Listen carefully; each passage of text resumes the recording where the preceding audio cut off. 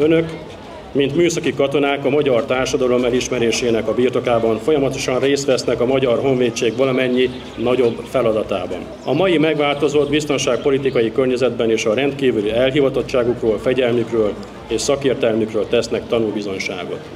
A különböző katasztrófavédelmi, migrációs, válságkezelési, de szinte bármilyen építési feladat során önök azok, akik elsőként a helyszínen megjelennek, és a műszakiak az utolsók, akik elhagyják azt.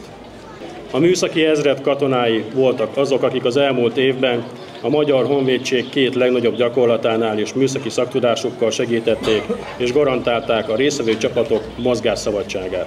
Önök az elmúlt időszakban tevékenységükkel bebizonyították felkészültségüket, így méltán lehetnek büszkék arra a tudásra és szakértelemre, amelyet feladataik során megszereztek.